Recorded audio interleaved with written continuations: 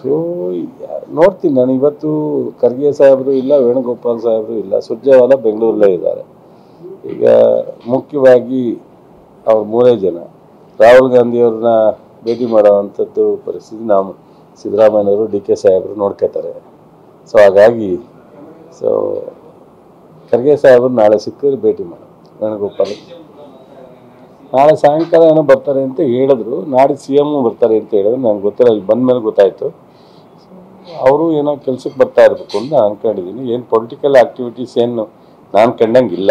ಸುರ್ಜೇವಾಲಾ ಅವರು ಅಲ್ಲೇ ಎಲ್ಲ MLAಗಳ ಜೊತೆ ಸಂಪರ್ಕ ಮಾಡ್ತಾ ಇರೋದ್ರಿಂದ ಸೊ ಆ ಥರದ್ದು ಏನು ಕಾಣ್ತಾ ಇಲ್ಲ.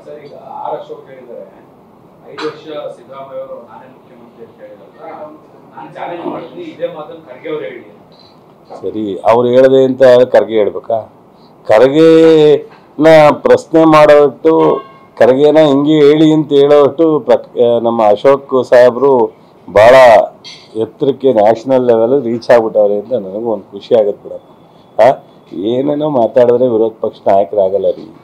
ವಿರೋಧ ಪಕ್ಷ ನಾಯಕರು ರಾಜ್ಯದ ಆಡಳಿತದ ಬಗ್ಗೆ ಏನಾದ್ರು ಹುಡುಕಿ ಸಜೆಷನ್ ಕೊಡಲಿ, ಜನರ ಸಮಸ್ಯೆ ಬಗ್ಗೆ ಏನಾದ್ರೂ ಸರ್ಕಾರ ಗಮನ ಹರಿಸ್ತಾ ಇದ್ರೆ ಅದನ್ನು ಎಚ್ಚರ ಕೊಡಲಿ.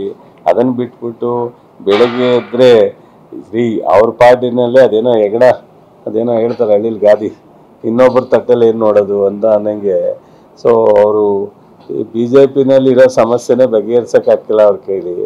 ಇಲ್ಲಿ ಕಾಂಗ್ರೆಸ್ ಸಮಸ್ಯೆ ಆಗ್ಬೇಕು. ಕಾಂಗ್ರೆಸ್ನಲ್ಲಿ ಎಲ್ಲೇನೇ ಮಾತಾಡಿದ್ರು ನಾವು ನಮ್ಮ ಹೈಕಮಾಂಡ್ ಜೊತೆ ಹೈಕಮಾಂಡ್ ನಿರ್ದೇಶನವನ್ನು ಪಾಲಿಸ್ತೀವಿ ಅಂತ ನಮ್ಮ ಇಡೀ ಕರ್ನಾಟಕದ ಆಡಳಿತ ಮಂತ್ರಿಗಳಿರ್ಬೋದು, ಶಾಸಕರಿರ್ಬೋದು, ಕಾರ್ಯಕರ್ತರಿರ್ಬೋದು ಒಗ್ಗಟ್ಟಾಗಿದ್ದೀವಿ. ಅದರಿಂದ ಅಶೋಕ್ ನಮ್ಮ ಕಡೆ ತಿರುಗಿ ನೋಡೋದು ಬೇಡ. ಈಗ ಅಧ್ಯಕ್ಷರದ್ದು ಇನ್ನೂ ಹೀಗೆ ಎಳೆದಾಡ್ತಾ ಆಗಲ್ಲ, ಯಾರನ್ನು ಮಾಡೋದು ಅಂತ. ಅದನ್ನು ತೀರ್ಮಾನ ಮಾಡೋಕ್ಕೆ ಹೇಳಿ ಹೋಗಿ ಒಂದು ವಾರದೊಳಗಡೆ ನಾವು ಆಮೇಲೆ ತೀರ್ಮಾನ ಮಾಡ್ತೀವಿ ಎಲ್ಲನೂ.